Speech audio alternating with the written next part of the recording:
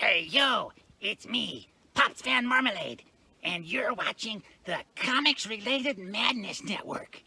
Huh? So come get some. CromCon. CromCon. Hey, we want to shout out to our sponsors, Daytona Beach Comic Con. If you are a fan of comic books, if you're a fan of comic book conventions, and if you like meeting comic book creators and getting comics and comic-related stuff, then you need to make your plans to attend Daytona Beach Comic Con. This year's show is September 7th and 8th. Silverline will be there, so you should make your plans to be there too. We'll see you there. If you like comics and find yourself in the Orlando, Florida area, doesn't everyone come to Orlando at some point in time to see the House of Mouse? But when you're here, you need to make it a point to visit Coliseum of Comics, especially the one on East Colonial Drive. They carry Silverline comics, even a limited edition Coliseum of Comics version of our comics. So, when you go, be sure to ask for Silverline Comics and tell them we sent you.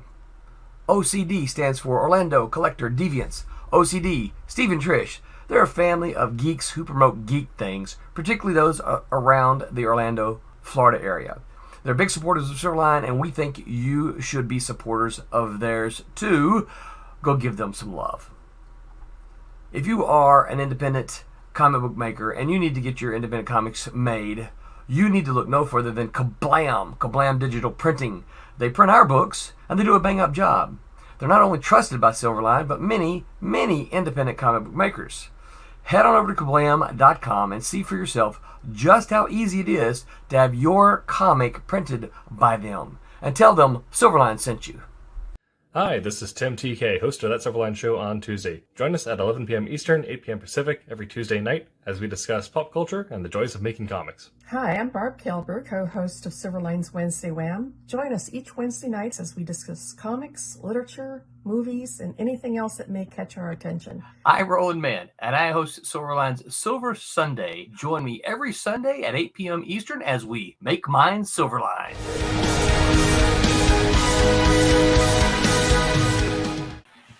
Creating beyond calculation, beyond politics, and beyond the big two. Welcome, Silverliners, to the wonderful world of Wednesday Wham. I'm your host, Dean Zachary, and we're joined tonight, as always, by the crew known as, individually, Barb Kaelberg, the Empress of the Inks, Rob Davis, the Paragon of Pencils. We have the Wizards of Wordplay with us tonight, Rory Boyle and Scott Wakefield. Hope you join us. Scott also functions as my co-host and often, sometimes, co-conspirator on my side. Not really, just a joke there. Everybody ready for tonight? Because we have a special guest with us. Right, we're roasting James Hannibel. We are roasting. A surprise! Lamb-basting him with questions. Yes, indeed. James Hannibel, for those who don't know already, is a fantasy content creator, well known for not only Light Raiders Academy and its ancillary stories, but novels. I think Wolf Soldier is one of them, comes to mind. Dragon Raid, the gaming system. Ooh. And we're going to be talking to him tonight about inspiration for this material, but also the mechanics and the practical side of promotion and marketing and things we can learn from a successful creator. So just to get started, I want to set the stage by letting our guest discuss a little bit of the inspiration that started this storytelling. James, if you could start us out, just what made you want to write, and were there any particular fantasy novels that inspired you to become a writer of fantasy? I wish I knew the name. So I've always wanted to be a creator, be a writer ever since I was a little kid. Like I was trying to, get a hold of my mom's typewriter when I was like 4 years old. But Those things are heavy, though. Yeah. They are. They're really heavy for a 4-year-old. Horrible backspace. Right. But at some point in early elementary, I was in a library. My mom often took me to the library on weekends, and just kind of let me run wild. And there was this big old sort of coffee table size, picture book of these art pieces. And they were the one that really struck me was this fair. And so it was this art piece of this, I don't know, county fair, but it was all in this big, nice green field surrounded by forest. And there was the juggler, and the jester balancing this thing on his nose, and a baker, and all these really cool things. But there was, at the edge of it, and I think this was the artist's intent, is there was a little boy in his pajamas watching all the fun take place. And so I think in my brain, I was the little boy watching all these different people and all their different stories. And I want to tell all their individual stories. And so I think that was the moment I really, really knew very early on that I wanted to be a creator. And that's the most, even though it was all pictures, it's one of the most inspirational books that I can think of. Obviously, I'm also inspired by, on the fantasy side, by Clancy and Tolkien, and I think Stephen R. Lawhead. It's been a long time since I picked those up. But yeah, absolutely. What about, something that you haven't mentioned, which seems analogous to the Light Raiders universe, is the Chronicles of Narnia. Had you read that as a youth? Were you exposed? Oh yeah. Yeah, I would tuck myself away in the house someplace, some cozy space where my parents would struggle to find me, but that was not the intent. It was just a nice isolated place, and I would go to Narnia with the kids and really enjoy that and be part of that world. Dawn Treader was my absolute favorite. The Magician's Nephew was my second favorite. I was just going to say, which book is the first one? That's a hotly debated issue. Yeah, I know that's a hard one. To me, The Magician's Nephew is always first. Yes. So, although I've got a. You can take Scott's spot. I mean, we can get rid of him, and you can join us. There's a prequel to one of my spy series, and there's actually there was a small argument on is the prequel the first book, and technically, even though it came out as a prequel from Penguin, I had released it from a small publisher first, so it is truly the first. Happens 10 years before the rest of the series. Okay, so spy novels as well as fantasy novels. Now, when you sit down to write, do you saturate yourself with the material first that inspired you, and then break it down as far as an outline form first, and then you fill out the outline? Or are you one of these people who can just channel it? You just sit down in front of the computer and it just comes to you page after page after. I see a lot of material there. Oh my. Oh, the into the mind. Yeah, Oh my the God. maniacal mind of a writer. That's fantastic. He's created a sanctum sanctorum. That's the current Lion Warrior board, and there are 2 more boards on the other side of the room. Okay. So it's I get very detailed planning. on plot and character outlines, and then as I go, I will finish a draft probably at the end of December of Lion Warrior. And then in the month before I have to turn it back into the publisher, I will go back. I will erase that entire board. I will completely redo that board and based on the current draft, and then move some things around to make sure that the reader's really getting the roller coaster ride that they deserve, and that all the things are coming together as they should. Okay, that makes sense. Does the gaming world come from the novel world, the prose fiction, or do they feed off each other? How exactly does that work? Like chicken and egg it for me. Which comes first? Oh, the game world. Yeah, well, that's really interesting. So the game world came first because it was Dragon Raid, created in '84 by Dick Wolf. And it inspired, that's another thing that inspired me as a teen, obviously creating stories for myself, living in the world that Dick Wolf created in that discipleship adventure game. And then, when he was diagnosed with cancer and given a short time to live, he asked me to come in and take over and sort of passed everything on to me. We actually did a transfer of intellectual and property and all that. And so, Light Raiders is Dragon Raid, 37 years later. Okay. And so in between, the novels began. And so the novels were born out of Dragon Raid, and now the novels and all the lore that we're expanding for that into, in today's terms of what you expect from that kind of lore is now feeding the new Light Raiders game as our team creates it. Okay. Give us just to set the stage for the environment for us. Give us sort of the TV guide, paragraph of, what is this fantasy world like? Give us just the breakdown of what the quest of your characters actually is? Okay, so early in the history of the world, the dragons were part of the elder folk. They chose to betray their creator, and as you can see, some analogous things here. And they gave up their previous forms and were corrupted into these monster dragons, and then they deceived mankind and tempted them with power. So now, years later, the rescuer came and brought a small group of followers with him to the South Peninsula of the land, and gave himself, created himself into a fountain of water, gave himself to save his followers. And then 3 days later, to separate them, to keep them from the dragons, in the short version, he rose himself up into this huge mountain range barrier and these storm mists that surround that peninsula. The Light Raiders are knights from the former Elderfolk fortress of Ras Telasar, who strike out into the Dragonlands to rescue the humans that are enslaved by them there. Oh, it sounds so cool. It's again, it feels Narnia-esque for obvious reasons. The metaphorical similarities to our Christian traditions and so on, but brought into and inflected through the prism of a Tolkien-esque world that is very obviously very well thought out. And do you imply? It sounds like you're almost implying this is our world long ago, a prehistoric almost version of our world, or is this a completely? It's a completely different realm. So, and interestingly, when Dick Wolf created the world, obviously he was very inspired by Lewis. He, I think in the allegorical sense, because the world is much more allegorical than say Tolkien, but also inspired by Tolkien. But he had a sci-fi side to him.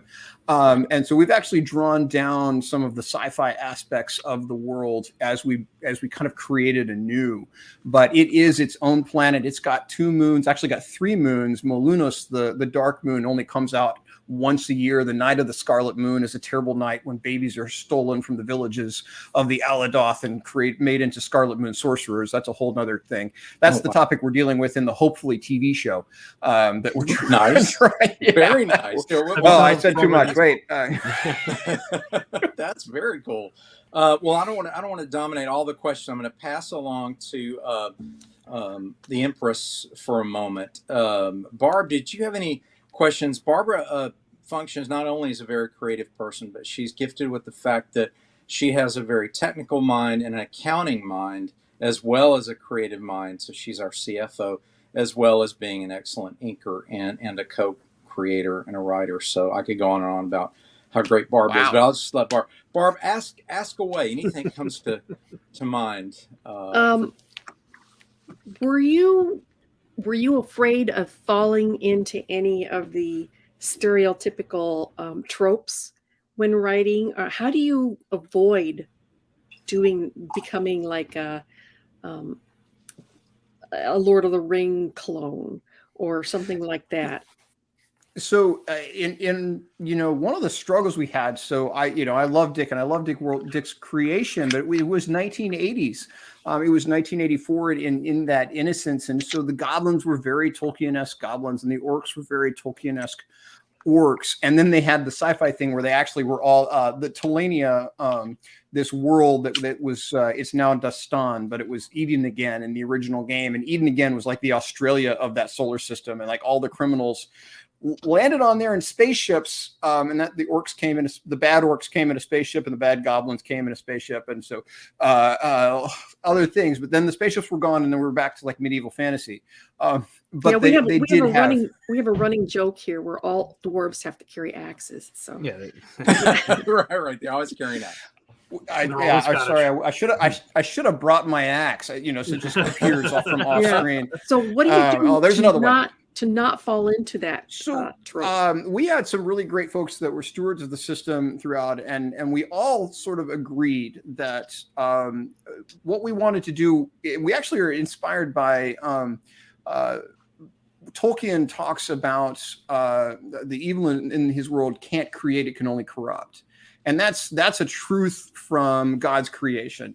Satan can't create, he can only corrupt God's created world. And so that's what we were inspired by. So the creatures in our world are no longer those Tolkien-esque goblins and orcs. When we talk about a troll, you're actually talking about a rotted out tree. Dean is extremely familiar with this because I should have brought a picture to bring up. So Dean has brought this idea of these corrupted, rotted out nature becoming our trolls to life in his art, and he's done the same with the goblins. Have this fungal flesh. Goblins are all fungal based. Orcs are actually ore creatures. That's how we get orc together, and so they're gargoyle-esque creatures made from various. So you don't want to run into a quicksilver orc, obviously, because they are dangerous.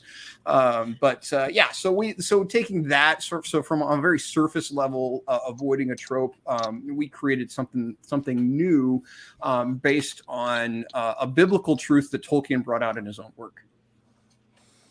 So in essence, it's the scriptural foundation that helps keep it grounded and not becoming a copycat.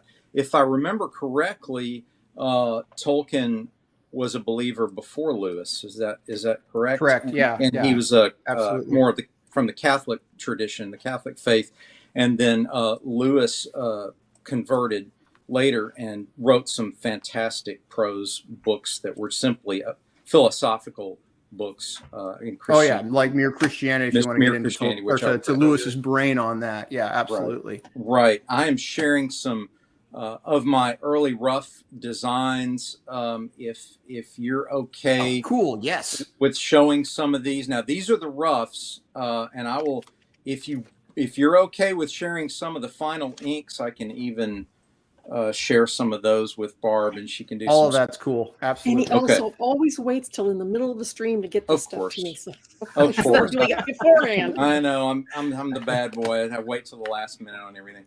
But Barb's been very gracious in that her platform doesn't clash as much with StreamYard like mine does. Otherwise, I would load this stuff myself. Tell us about seemingly Earth-like creatures that you have here. I designed some lions and wolves. Are they very much cousins to the ones we're familiar with? Yeah, absolutely. So that's I kind of rephrased it as another realm rather than another planet. And so that helps us just deal with the similarities to our worlds. I also find a lot of times in sci-fi, you have derivative creatures. And I didn't want to do that. So if we're going to have a lion, we're going to have a lion. If we're going to have a bear, we're going to have a bear. It also aids in when you're writing these novels, which is it's medieval fantasy set in a slightly different realm.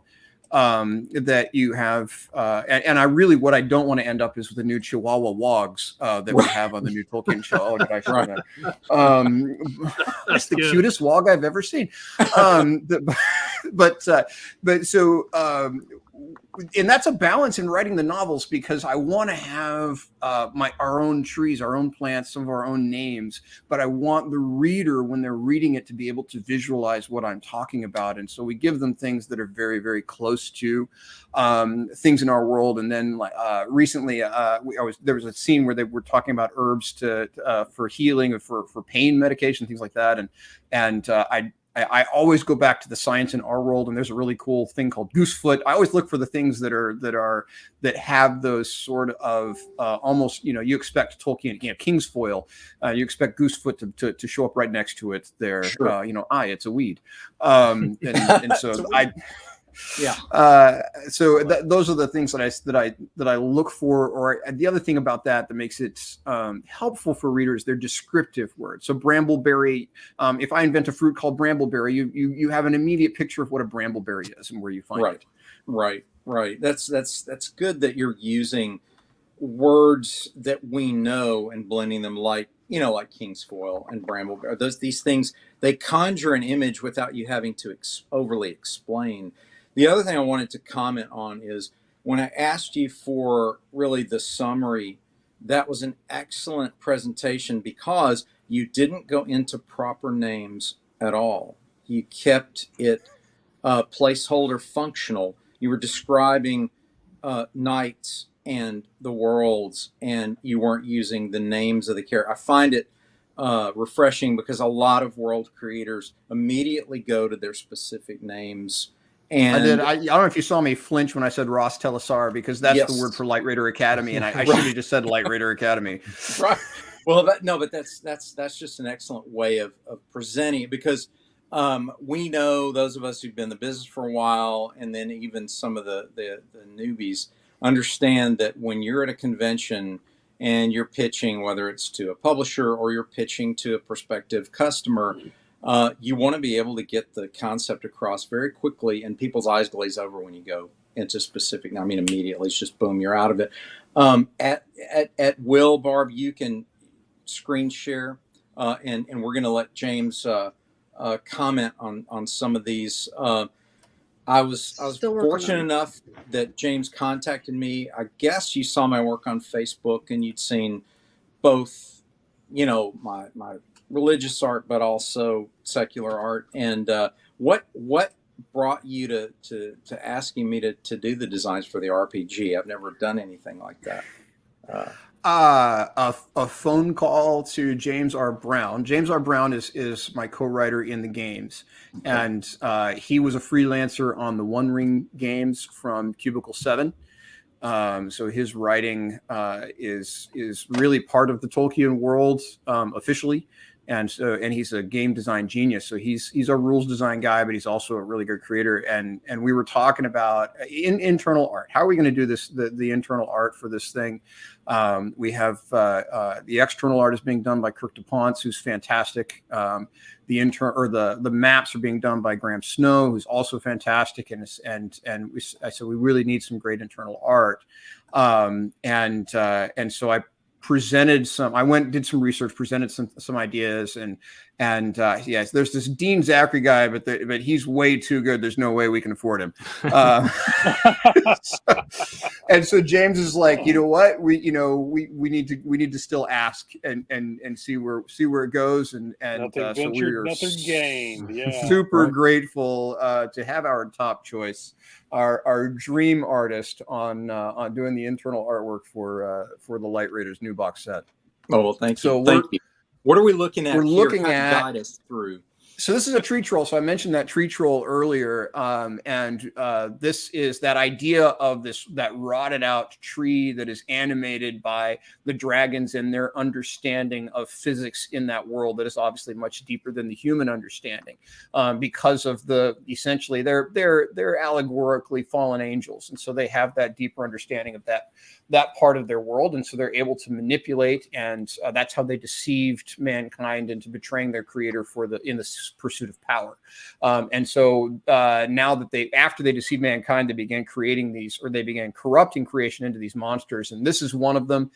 Tree trolls. They also all have some sort of scriptural basis. Orcs represent rage, goblins represent meanness and bullying, and just the kind of the enjoyment of seeing others in pain. Tree trolls represent a pursuit of power, and they draw humans to them. And we've also taken tree trolls to another level and are dealing in Bear Knight, the second book, with the idea of corrupting yourself in order to be something of the world, corrupting what God created you to be. And so they have these bark hide followers that are humans that burn their own flesh to try to make it look like bark, and cut off fingers to make it look like twigs at the end of a branch there. And so this is one of those guys. He's one of those absolute meanies. And the spores, you can see the spores that Dean created coming out of his mouth. That's part of that infection in the way that they mesmerize and enslave their victims. I love the octopus-like roots where he can move along. So that was a key thing. You have ents. I'm like, how am I going to make? So we started to make the tree troll, and I went, well, you know what? This is a mean ent. So we wanted to. I hope they talk faster. Speed up. Yes, they do. They wanted to separate them. We wanted to set them apart, and so the idea of the roots as tentacles and how they move across the ground came as a good way to make them not just different but also more evil. there's so many things I could do about the tentacles, but we have to I keep like it it. PG. Oh gosh, Barb. That's We how do you know indeed. they're male. Do they I've need, They're already like, gotten this. expendable. Read Wolf Soldier. They go through the ground. They snag your leg and pull you. Oh, yeah. Oh my I've goodness. already gotten Yeah. this kicked off once. I just What- had like what was- like thoughts of Miyazaki. Oh, in, yeah. Princess Mononoke. Yeah. All the Yeah. black Well- tenderly. Yeah. Well, I was most of this was very well described by James as I sat down to design these, and so the description was pretty comprehensive. So I knew where he wanted to go, and sometimes it takes me 3 tries to get there, but he ended up with the one on the right. I think you have the inks, Barb. I'm not sure on this. Maybe the next one. I'm not sure, but what was fun about it? Yeah, There it is. Yeah. fun about it was that's the one that you guys chose, and I thought that was my favorite because it just looked so wicked. You know, you could almost hear it screaming or howling. You know, I showed the roughs to my wife Cindy, and we were like, wow, he took this right out of your head and brought it to life on the page. So just fantastic. Thank you. So as we move on to the next one, okay, this is one of the human characters. Talk about the initiate here, James. Okay, so the Light Raider Initiate. So this is the first. We're actually releasing this game initially in almost curriculum form. We did purpose design it for youth groups and homeschool moms to use the Bible curriculum, and so it is a role playing game. In this first round, as we go through the first set of stories, they're a little more directed because they all have sort of segmented Bible study points to make. I'm holding in my hand, I keep waving these. This is one of our scripture card decks, and everything is based on scripture, and it all comes back to that. And they actually use the scripture during the game. And so they'll have specific scriptures that they're looking for in the early story portions of the game, no matter which road they take. About every hour or so, there'll be a Bible study wrap up, and then they can close the session there or continue on depending on how you play. Later on, it's going to be we'll have more freeform stories that fill in. But so this isn't the first box set is an Initiate's Quest, and so we have the Light Raider Initiate just joining the Academy, and you can see this one is past those early stages where they're getting in the door, and she's been assigned her weapons, but she's got her trident, and she's got her net, which is one of my favorite weapons because you can sling that thing and those spikes can get people. You can just knock them across the face. Oh, yeah. But she's also wearing her mini kit, and so rather than these characters carrying around packs and bedrolls, and then like, okay, we're gonna have a battle now. Toss it down. Let's go. All right, grab your bedroll. We wanted things to be a little bit more fluid. And so we came up with the idea of these mini kit where like pretty much all they're carrying for the road is on them in small pouches, small bits distributed around their body. And then you see also they have no armor because their armor is spiritual armor that activates when they begin fighting these evil creatures that represent various aspects of sin. Okay.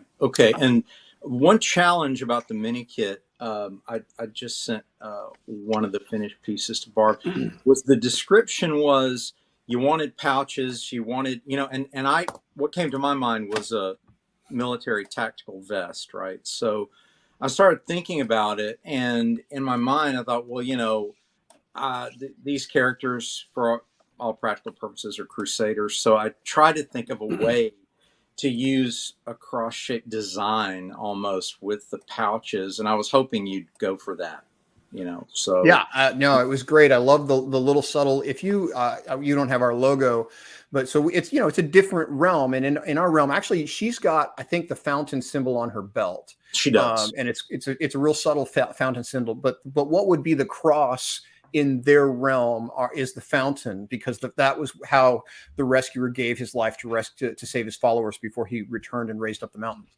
And so we have the fountain and the flame are two parts of that story, and that's their crosses. But even on our logo, we find little subtle ways to work the cross in there. We actually have the 3 crosses of Calvary in our logo. They're just hidden as stars in the design.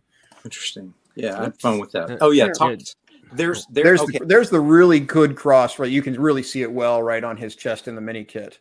Right. Yes. And tell us about the staff too there. So we actually drew that from Wolf Soldier. Dean actually had a different interpretation of it than I did.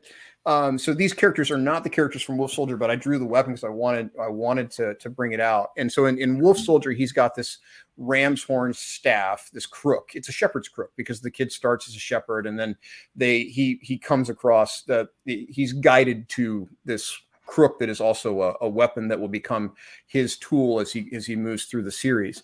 But I'm thinking a crook really needs to be reinforced if it's going to beat up these trolls and stone trolls and others. So I had a steel band going all the way down the shaft that's tight to the shaft and reinforced. And so Dean took that, and you've got this like that metal piece at the base of the ram's horn that you can see, like you would see at the hilt of a sword, and where you might see it roll up into a rapier. Instead, it's going down over the shaft in the spiral of steel, which I just absolutely adore. So when I first saw that, I went, "Oh, I wish I had written it that way." But now it's part of the lore because Dean put it in there, and I just think I would love to see a practical test of the practical application of battle with this thing, but it's a really cool weapon. I have the advantage of being able to look at a larger size than you guys because it's on my, and then the details are just amazing. Oh yeah, and he's got the tree on the clasp, which is really awesome too. Right there. So and James, that's the symbol of the academy. You keep saying maybe I missed something. I'm sorry. I apologize. Mini kit. Is this the miniatures? Are these the models for the miniatures? No, many, as in many more, many kind of. Many more. Okay. So many. So it's their kit, but it's a M-I-N-Y. mini kit. Yeah, they're image pouches all over. Just from that Missouri accent. You've got you just pull out your little figure right there, and then you've got your orc figure. I challenge you to a duel. We need to make that and put it in the store. Yes. Oh yes. Bring them to your tabletop games. I did go look at your games here, and okay, so having grown up as a church kid, and having gone through many iterations of people trying to be clever and teach the Bible, and very often it's just really corny with the flannel boards and that's been my life. This is awesome. This is totally awesome. And I have, in my experience, I have been able to make good friendships with people around the Dungeons and Dragons table, believers and non-believers. And that has opened the door really to have discussions about faith and it's a giant icebreaker. Yeah, Rory's Catholic. I'm Protestant. I mean, we've got our ideas that we talk about, and it's a great Dean's Orthodox. We're breathing with both. You get it all, man. We've got it all. So I think this is awesome. That's what I'm getting at here. Is awesome. So and I didn't want to jump too far at Dean. I didn't want to steal from you and your no, go right ahead. Steal it away. I'm going to take it. How has this world development for the game gone? For me, even thinking about it, my brain explodes. Having the permutations of how a game would work and every variable. I don't know. I don't even know. That's not even a question really. But how have you? No, I get what process? you're getting at. Yeah. So James R. Brown is the real genius there, and he's got obviously a lot of experience in the mass market or the commercial game world, outside of just Christian games. He's also a pastor, so he's spent a long time cracking the nut of how do we do the freedom of movement thing from a role-playing game and still have a Bible study. So the original 1984 Dragon Raid, which captured my attention in the same way. I was a pastor's kid in Colorado Springs. I guinea pigged every new youth Bible program to come out of the Navigators and IBS and Focus or whoever was there. Focus wasn't there at the time, but the equivalents. And they were all various levels of either dry or hokey. And so Dragon Raid though put me in this fantasy world where I created a character and really captured my attention, and then you were using scripture, and so I helped.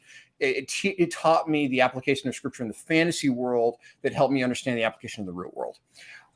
And so where was I going with that? Oh, so one of the things that was a struggle with the original system is that it really just started the game with a set of spiritual lessons and said, in these scenes, you can apply these spiritual lessons. And so you as the leader had this big old list at the beginning of the adventure guide and with scriptures and spiritual lessons, and then you could bring them up on the fly.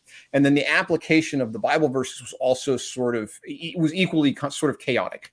And so one, you had greater autonomy, especially when you got past the first set to the Moonbridge raids, where it was just you move to a hex and there's a light description of what's there, and the storytelling was entirely on the adventure master at the table to make it up as they go. So that was much more freeform, but it still had sort of the chaotic application of scripture. So for us to do that and meet those variables also while creating a specific Bible study, that's a really hard nut to crack. And James has done a fantastic job of doing that. Yeah, here we go. And there's a new image here. I believe this is a cave goblin. These are early designs. James, why don't you talk a little bit about what the directive was, and then the variations and why you chose the final to be what it was. So we started with the idea that goblins are these fungal creatures. And in Wolf Soldier, the very first character I created for the new Light Raiders world, and which was drawing from the original Dragon Raid, was a set of goblins. So you get a the words just a prologue. You get a prologue. It's actually a prologue for the entire series. I'm reaching just now the scene where I wrap up and draw back to that prologue at the end of the trilogy years later here. But that prologue introduces to a set of goblins, and so they were something that needed to be recognizable from the original game while staying true to our new understanding of these creatures in the new game. And so this creature itself is really a bridge. But so we took that goblin shape and form, and we added into that fungal idea. So frost goblins are very lichen-like. These cave goblins are like cave mushrooms, and they have beneath this sort of sinewy mushroom flesh that's got the mushroom boils on it and things like that. They've got this kind of net-like brittle knit bone. That's super genius. That's so cool. They're also from the game perspective. They're the mob you throw at them and they just like swash through them with the axe, right? And so they also needed to be absolutely destroyable. Just throwing the 2 cents in because I'm a science major, but with the mushrooms, they could talk to each other through mycorrhizal. Oh wow, nerd! I know, nerd alert. I knew that. Star Trek did it. They found that mushrooms, like the underground ones, can be like acres big, and they've determined at least they have at least 15 distinct signals they can send to each other. Yeah, I saw this documentary called Star Trek Discovery, and they use that. Is that the one with the whale?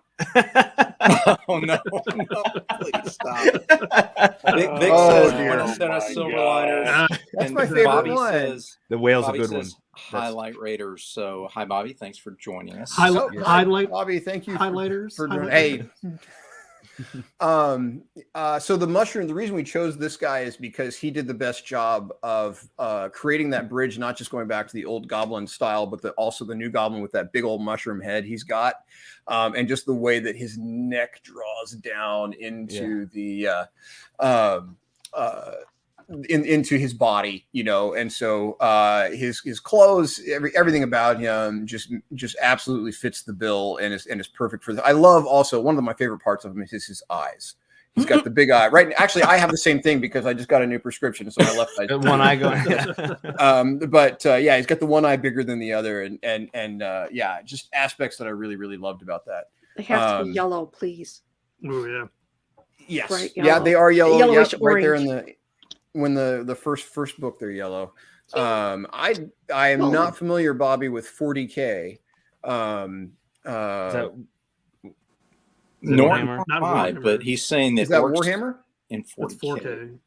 4K. It's Warhammer, isn't it? Warhammer 40,000. That does sound like Is it? Warhammer. Yeah. Sounds like Gotcha. Warhammer, So yeah. Where's they're a Tim when you need fungal based reproduction. Yeah. That's Yeah. cool. Yeah. This was I did really not know fun that. to do because I got to really go caricature on the expression, and the way you described it was just I knew it was gonna be fun to do these faces. I wanted to really go over the top with just these are mean little, probably the equivalent of early D&D kobolds. Kobolds, yeah. Yeah.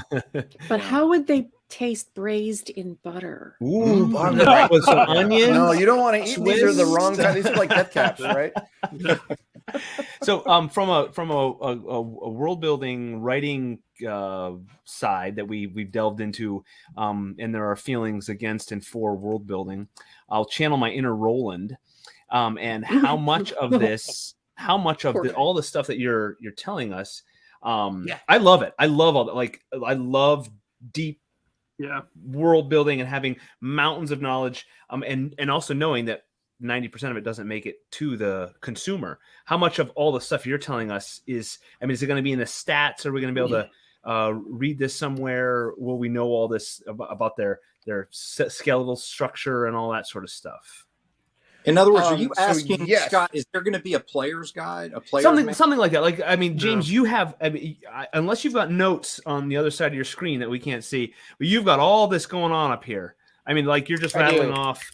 Because well, remember this was this started from something that I played as a kid that I had a huge love for. Yep. And this is, I don't know if you can see that this is the original 1984 Light Raider handbook, and that's where you got all that information on the creatures. Okay. And so then we will indeed have and some of this image will likely appear in we've Dean's doing images for we've got Dean doing images for all the different books. We have a couple of adventure guides, the rule book and the Initiate's handbook. But the Initiate's handbook will have these descriptions, especially for the nerd kid that wants to, that memorizes all the stats, knows. I read the Iron Manual and the Enterprise Technical Manual, so I like going down those rabbit holes. So I led a game of original Dragon Raid with my kids and my nieces and nephews for a couple of years. And so we had those that are just they just want to jump into the story and jump into the fray, and you had those that this is their whoopee at night. They've got every Bible verse memorized. They've got every creature and all the ways to destroy it absolutely memorized. For the civilians here, a whoopee is Speaking of creatures, this is an interesting one. Tell us a little bit about what we're seeing. That's cool. So Granogs are dragon administrators, and their physical form in itself is a deception. One of the deceptions of the dragon. So I think in the creatures that became the dragons originally, they wanted to corrupt nature into something that is as close as possible to the original warrior form of the elder folk, which were these tall winged warriors. But they also, they can't do that. And so the deception in the the rumor in the Dragonlands among the humans is that these are half human, half dragon, and they're not. But they are the dragon administrators. So they're these, 7-foot tall creatures with these big black claws, and they've got sorcerers' rings all down their rings and gilded cloaks and all that. And they are an intimidating presence that keep the humans in line in the cantons. Now, tell us a little bit.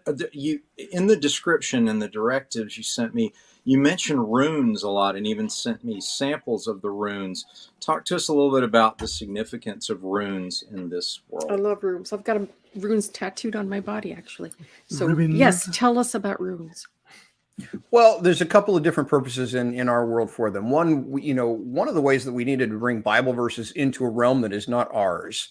That was a tough challenge to crack. In the game, you can do it. You understand that it's a Bible study game, so it's not as bad. But when you're writing it into a novel form, you've got to make it part of that realm. Hi, Joe. Joseph says he played the First Watch card game while camping with folks. Oh, nice. Cool. Real campfire. I hope the cards made it back. I really appreciate that. So Joe's Joseph's talking about the First Watch card deck that I showed you earlier, and the scriptures that are on this, when we put them into the stories, James and I have been building the Elder Tongue, which is a whole new language. And we have a living document that has all these words on it, but we didn't just create the language, we also created a written form. And so you have that. And then the runes in the story are all basically corrupted versions taken from that form.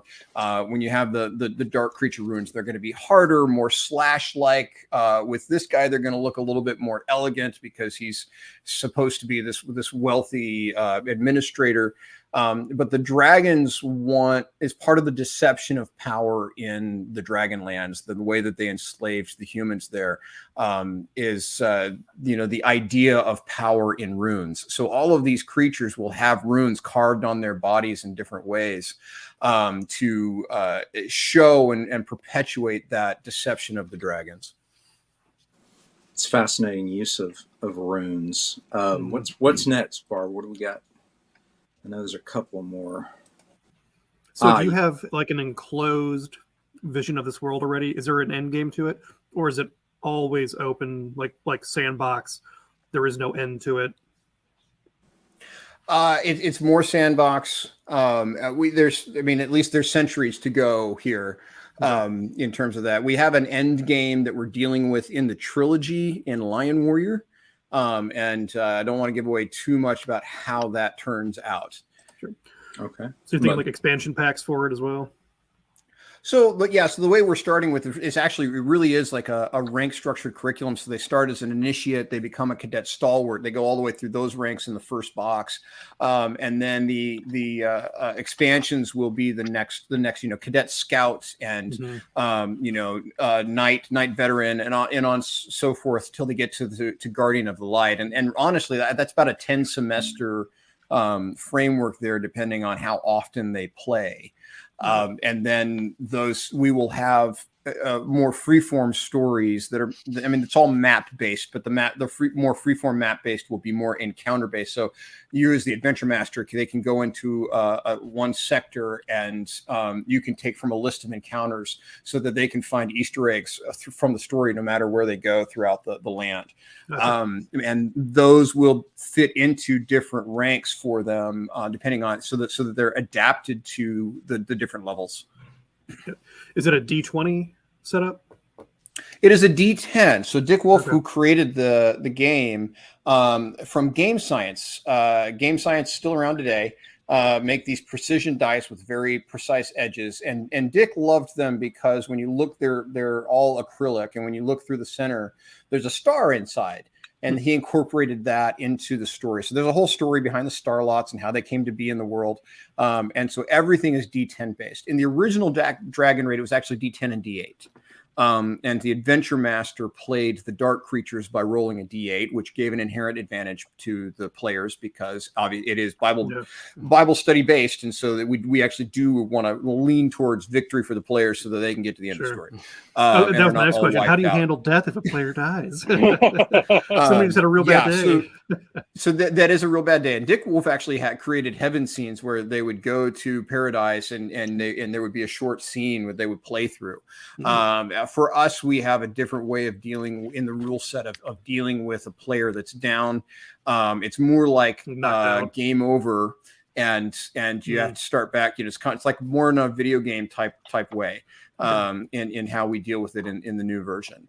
Dean, you probably want me to talk about the sprite that's up on the screen. Yeah, please do. Talk to us a little bit about the sprite. This is the last piece of artwork, just a FYI. This is another one heavily influenced by Dean's advice and skill. I wish I had it. So we created a board game in between called Starlots, and that's a family board game also based in the world. And John Peter Meyering did the artwork for this, and in it, I don't have one on here, but in it is our original version idea of the sprites. The sprites were insect based, or are insect based, so they're corrupted insects. And so this creature is hiding other appendages, because she's actually an evil insect that is going to sting you, and use that poison to bring you under her enchantment. We don't use the enchantment kind of framework anymore, but we use infections and poisons and corruptions. And so you can see she's got a pretty powerful sting on the end of the finger there. These are corrupted forms that are supposed to look like the Dynapha, which are a worship form of the elder folk. So these angelic worshipers, and so the dragons, where they created the Lisrofo, the Granog you saw earlier, is the warrior class. These are what we would think of as like fairies, but they're the worshiper sort of class of angelic creatures, and so these are corrupted insects made to look like that and mimic that form. You can see the remnants of the insect implication there with her antenna, but I think when the reference you sent me and so on, I went a little more anthropomorphic than insect, and I was a little concerned that you wouldn't go for it. Tell us why you decided to stick with this. Well, I agree with what you said. So when you sent me this, because I had a more ugly creature in mind, you talked about, and what she represents is distractions and deceptions that take you off course, and lead you down bad paths. And so those things are not going to be obviously ugly. They're going to be beautiful and attractive and everything. So that's why I thought that was a correct analysis of where we were going this, and it couldn't be an ugly insect. It had to be exactly what you were saying. Yeah, I wanted to have more I guess beguiling appearance. That's the word I couldn't find right there. Good word. Yeah. Near occasions. Writing that down. Hey, Pops. Hi, Pops. Is looking in on us there. I sent you a couple of more. Yep, I got them. So Working on it here. Yeah, no worries. There's some more monstrous creatures that I sent. One is the orcs are difficult because we all have our ideas of orcs based on Tolkien, of course.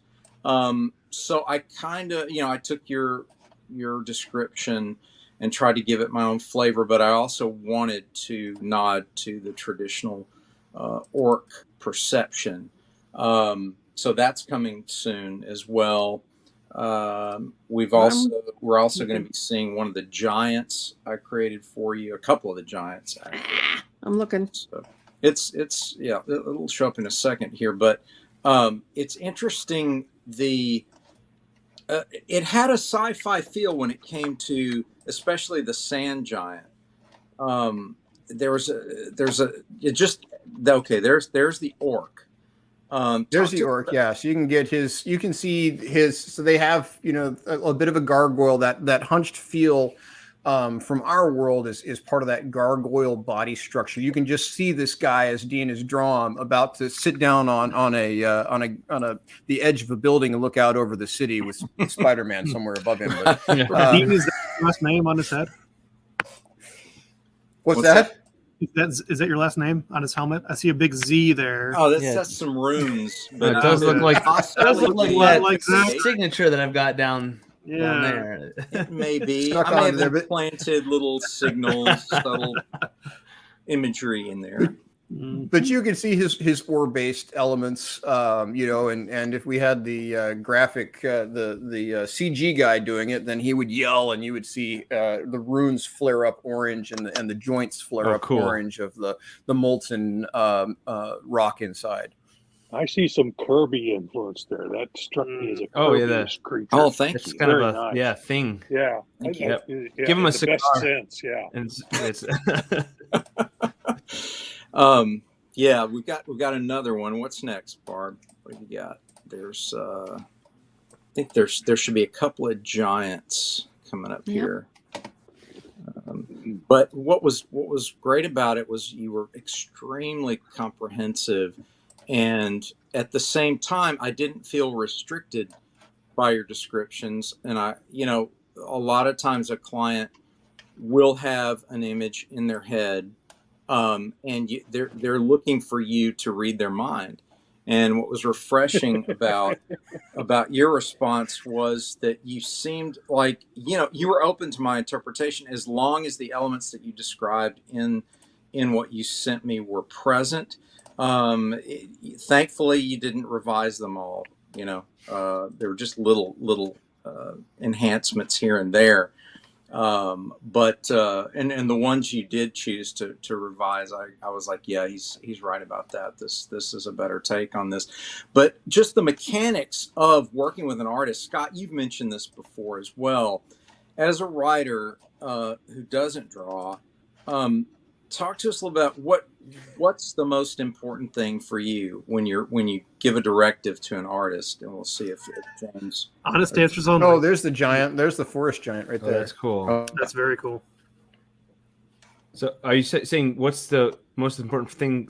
Are you asking me, Dean? Yeah, just James? in general, because you've mentioned in previous podcasts. Sorry, you have some issues. Well, yeah. So my some artists. Steam Patriots is very. I'm real picky about the mechanicals. I want them to look really good. Right. Mm-hmm. And I mean Rory is too. And then we have historical figures, so we have actual references and of paintings and other statues and drawings and statues of people. Yeah. So I want to be picky about that because that's important. I don't want to give any leeway with that.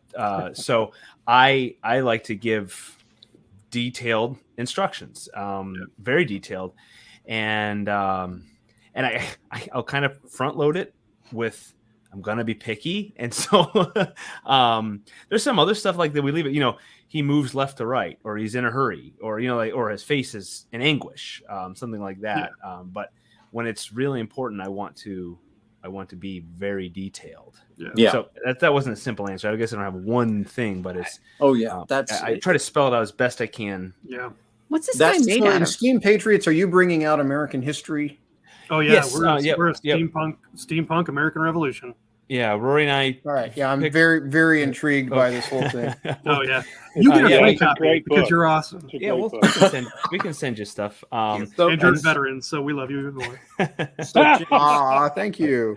Talk to us a little bit about what we're looking at here. This guy's cool. One of the giants. That is awesome looking.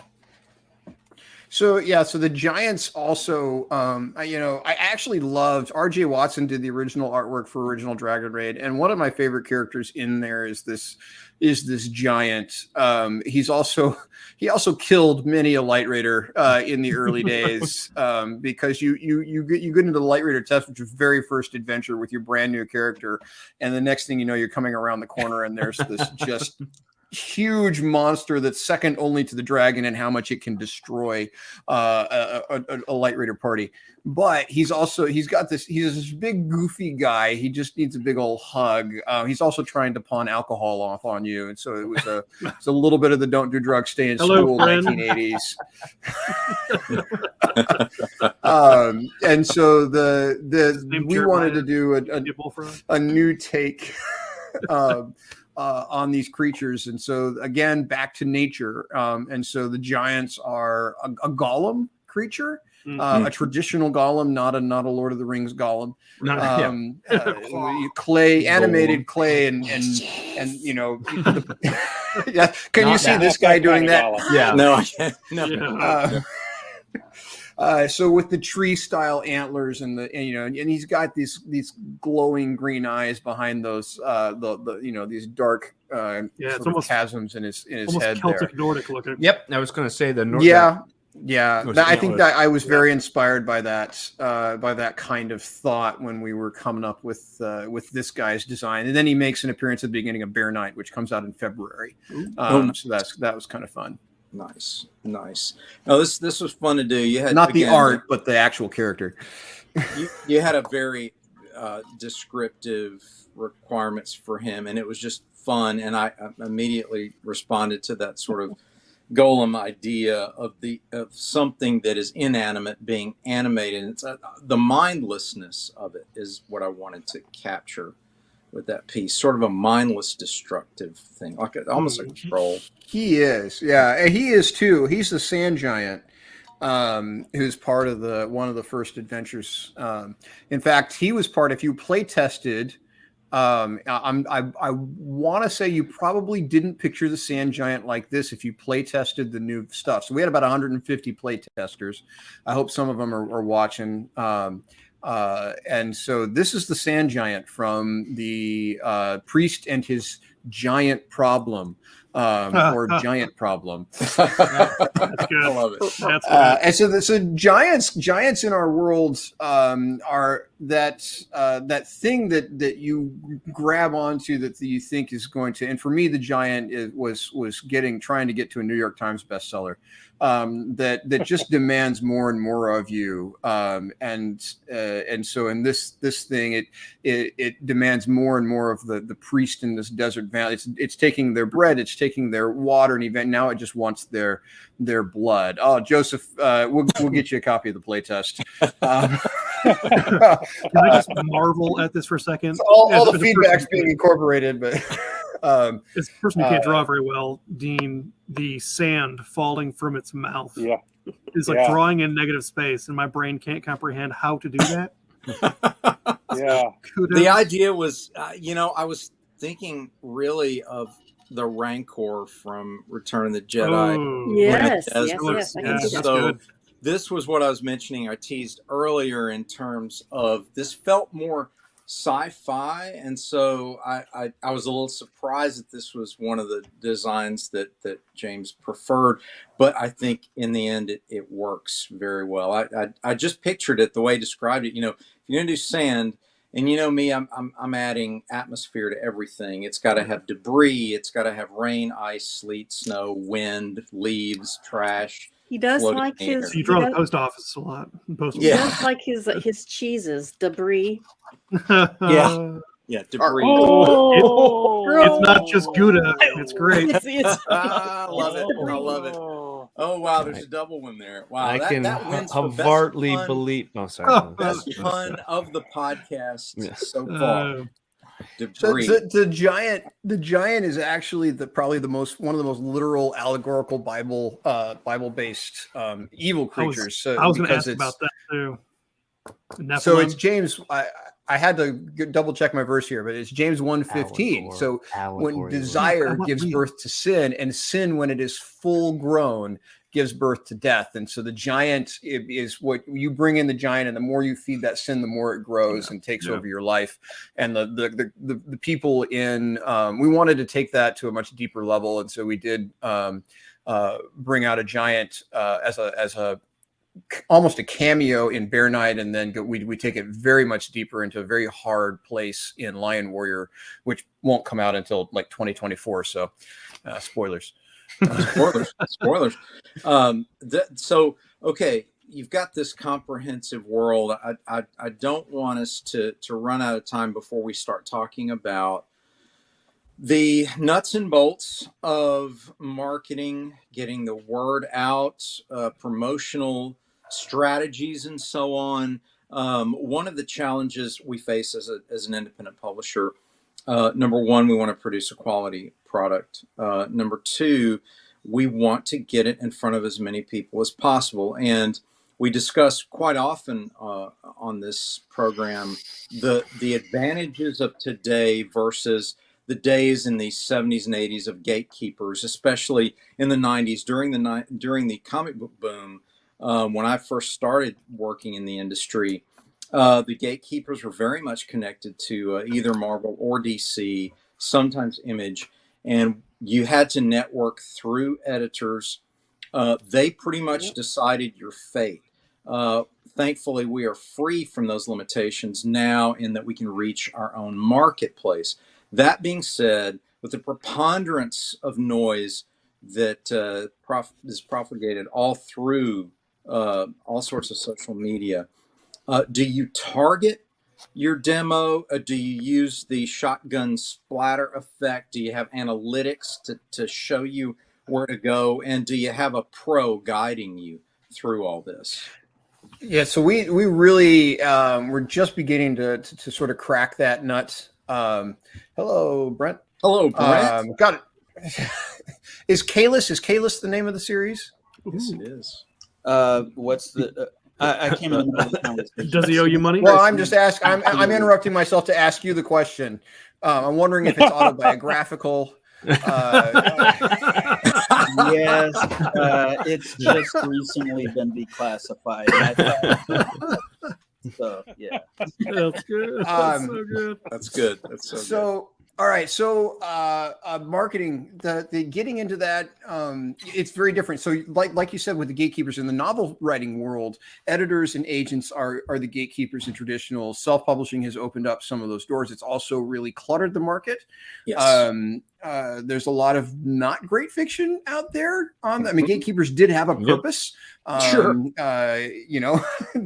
Just like we can't all be pilots at an airline. We have well, actually right now you can. Honestly, we're so desperate, but there is an HR.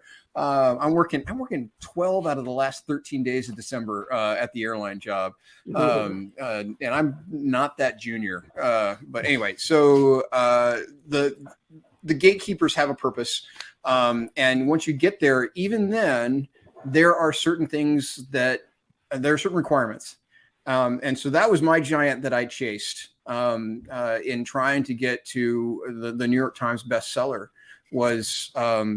Trying to be part of Penguin and Simon and Schuster and such, and there were compromises that I would have had to make in order to do that I just wasn't willing to make. So without the support of a major top 5 publisher, how do you crack this nut? And I've done it all. I've done the social media. We've done the very, very early on Facebook ad marketing, pay-per-click ad marketing was extremely helpful.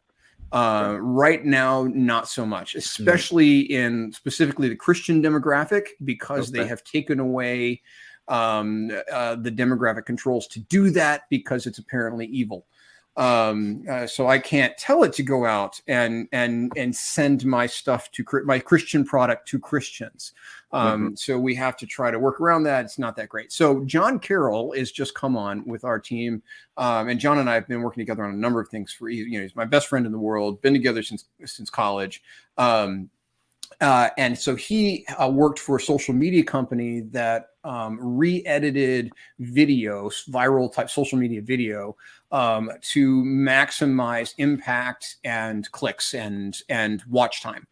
And so we spent a ton of money on a video shoot where we did 24 social media videos with a team of kids here in Houston, and then we're slowly releasing those. In fact, like 2 days ago or a day and a half ago, we released our first big one, which is the Sword of the Spirit, where these kids are testing out different swords and a wooden waster and pool noodles, and they're knocking through stuff that are filled with this colored chalk run.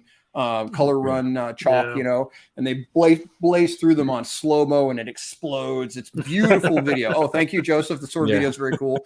And then we're gonna have a wrap-up that's going to come up later that shows how that ties into the Sword of the Spirit. And so we're just now getting into that experiment of building that view time and seeing how it goes virally without doing boosting or pay-per-click ads, because it got to the point last January where that was a 1-for-1. If we spent $900 on pay-per-click ads, we would do $900 in sales. Oh, and at that point, the graphs merged, and it was no longer valuable. No ROI. I've been playing no ROI. I've been playing. So now we're rethinking that. Yeah, but I have two things for y'all, especially with Steam Patriots. And that is homeschool conventions. Mm-hmm.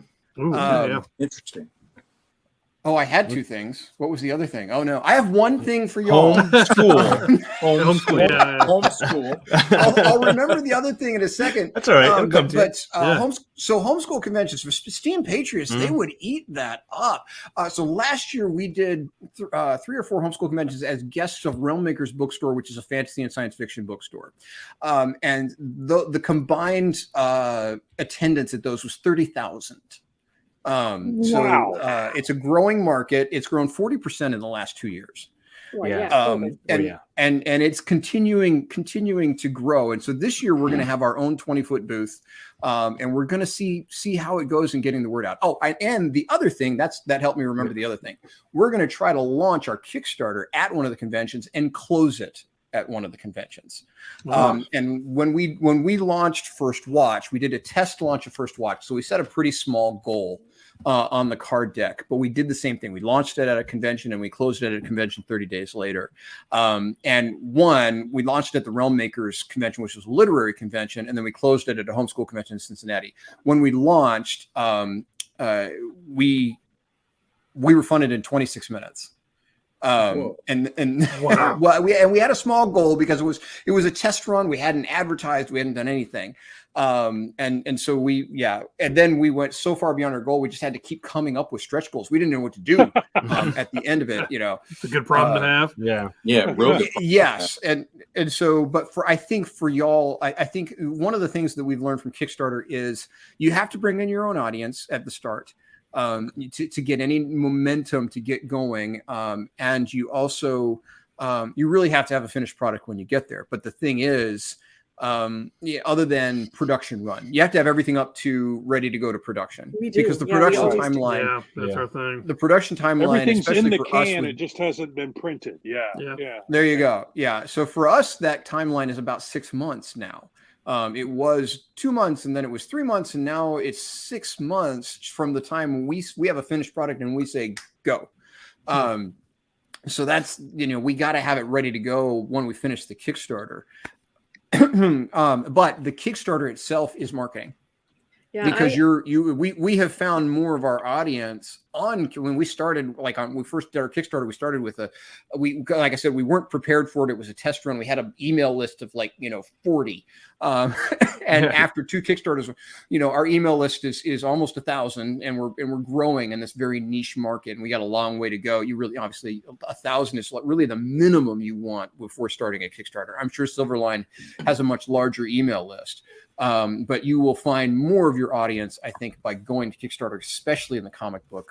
I think comics are big there and growing. This is the first Kickstarter where I've experimented with boosting in Tumblr, Facebook, Twitter, Instagram, and a couple of those wouldn't take my boosts. They turned it down. I was able to boost in Tumblr and Instagram, and you are correct at this point, because I don't have huge enough following in all of my social medias to make that much of a difference. But you're correct. Right now, it's about a 1-to-1 ratio. So hopefully, we can build our audiences that it will eventually pay off. One approach we're taking, James, is to spend as much time paying attention to our colleagues when they launch their titles, to share on all of our shared social media and so on, and be more accountable to that, but also expanding into social media, because as creators, speaking from the artistic side, the hour heavy, the time that we have to put into creating the material, that is so comprehensive that then you go, okay, now I have to promote. So you're constantly putting on different hats, which is part of the deal in any startup, if you're wearing multiple hats. So it's an element of discipline, and also just realizing that you have to be where the people are. So if the people are on Twitter, right, as much disdain as you may have for Twitter, if the people are on Twitter, you go to Twitter. Less and less of that right now. Right. I won't. More Instagram, I think, is growing. Yeah. The younger audience is heading for Instagram. Yeah. I won't do TikTok either. My background's actually countering some of that stuff in my former life. There's no way I can go on there. No, I can't do TikTok. But that being said, it's an element of discipline and knowing that we have to have as much exposure as possible. What would you say was the breakthrough for your property in terms of turning a corner where all of a sudden you went from a modest audience to, wow, this is really working? Was there a turning point, and what was it? Well, I wouldn't say, I think for us, as far as where our audience is now, it's not a huge turning point, but I think our first Kickstarter was that, where it was a discovery. Sounds like it. And so then, the other point, we've grown a lot since John came on board. I was kind of floundering, and so John's been very specific about what we put up. In fact, I did not ask permission before I promoted this podcast, so I'm going to ask for forgiveness. But always better than all right, Joseph, enjoy the free jazz. Yeah. Free jazz on Instagram. Go for it. So see, it is reaching an audience, but in terms of, so you're saying that Kickstarter was really a big turning point, and Kickstarter was a turning point because it brought in, and so then it brought in enough a lot of followers. Our Facebook page grew, our Instagram page grew, and so then also our Instagram page has continued to grow steadily since then. It's not a huge, massive, but it is. So I hired way back when the Lost Property Office series came out. So the big beetle you saw on your front page, title card, episode. Yeah, so that was a steampunk beetle from the Lost Property Office from the second series. And so when that one came out, it was my first real big advance from I'd had a modest advance from a publisher, but that was my first whoa. And then we also had the short-lived movie deal with Columbia Pictures, and so I was a little spendy, and so I paid a lot of money for this social media service that was going to help us do it. And what we found out after 6 months with them is that we had a huge, our page following went for the James Hannibel page went to like 6,000 out of like nothing and all this stuff. Well, it was all nothing. And unfortunately, Simon and Penguin are doing the same thing. Their followers are from click farms in Brazil and the Philippines and China and Pakistan. Yeah. And so you go look at Penguin's engagement on their posts. They have 300,000 followers. Their engagement is like 5 on a post. It's sad. And Simon and Schuster, same thing. I haven't looked actually recently, but it was at least not too long ago. Whereas you go look at Enclave. Enclave is the Christian publisher of the Wolf Soldier series, and their team, and now with Oasis Media, who just bought them, is doing amazing things. It's all organic engagement, and like they just posted a thing today about a couple of books, and 329 likes in legit engagement, tons of comments. So yeah, they don't have 300,000 followers, but their followers are legit, and I think that's just as important as volume. Yeah, absolutely. One question about you said you opened at a convention. What sort of things did you do at the convention? Good question. To help promote what you were doing, that got people engaged. Great. What kind of so that's a sore spot. Well, okay, right, we have to go red on that one.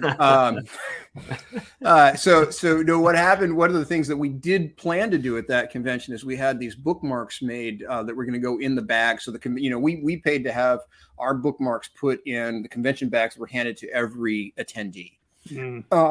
Sorry. And those bags those bookmarks included a QR code that took them right to the Kickstarter.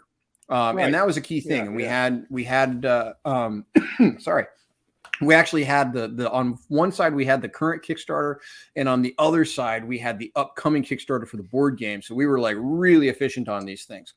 And the post office lost them. So the bookmarks never made it. So that was one thing that we tried to do. I can't tell you how effective it was because it never materialized because they were lost. Well, it sounds like you did have some effect.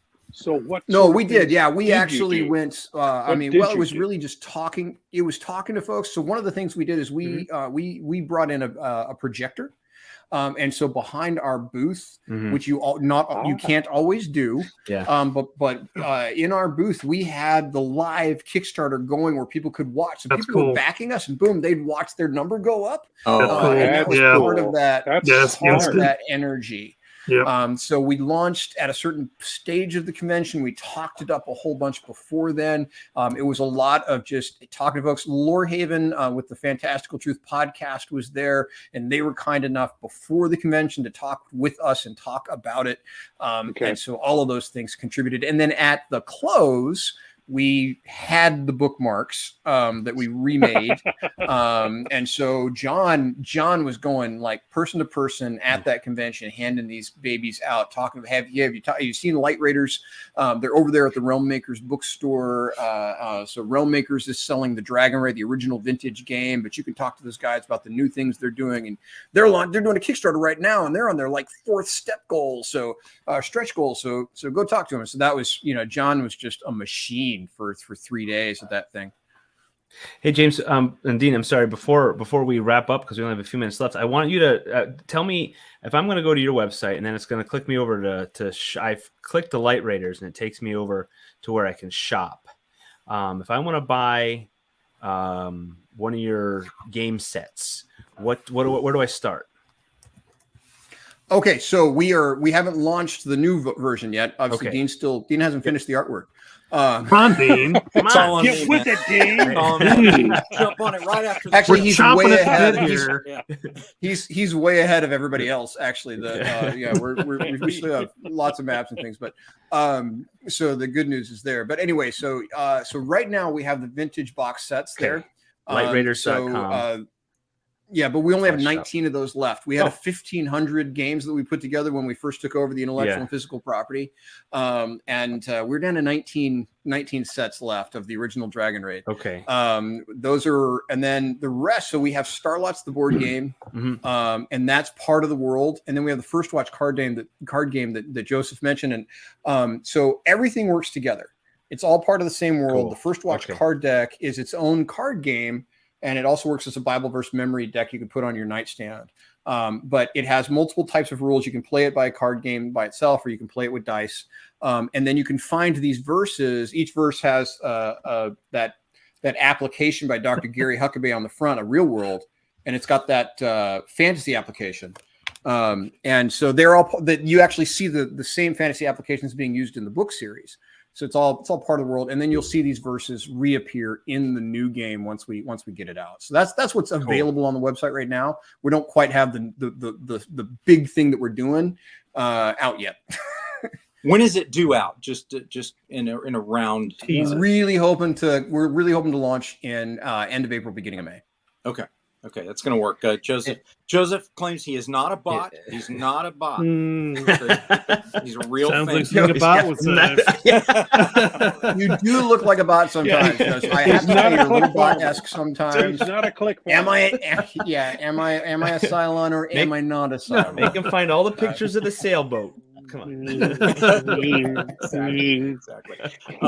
Before we wrap up too, I would be remiss if I didn't mention that we still have an ongoing Kickstarter. Yes. Do we not? We Barb? do. We do. We have 4 days left, and we are a little over 3 days left, and we are a little bit shy of a little over $3,000. So We're if closer you've to been 4. waffling, We're on the cusp of four. 4. We're on the cusp. Yeah, We're on the 4. other side of the top of the Yeah. mountain. So everybody go Right. check it out. It's the And fantastic share Frenzy. it. Tell Yeah. all If your you've been friends, waffling all your about enemies. about purchasing, you cannot go wrong on this Kickstarter. We've got something for everyone, and some of the most fantastic. And you don't have to buy all of them. You can Yeah. pick and choose. Yeah, you can do a la should carte buy if you all of want.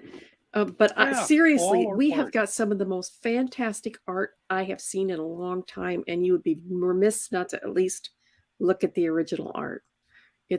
We have a piece there from Mark Nelson, the legendary Mark Nelson, and it has not sold yet, and I don't know why. Bobby's a bot. I'm a bot though. Bobby's a bot. Knew it. Bobby says I'm a bot though. Yeah, Barb. And I to keep pushing the sales, folks. If we reach the goal, then we can get extras. So it behooves everybody who's already backed Behooves. it to tell everybody to get us past that mark. So then there can be extra goodies. So we can Yep, yep, unlock all the yep, extras. yep. But there's so much stuff right now. All the Oh, yeah. original Mhm. stuff is so Oh, yeah. cool.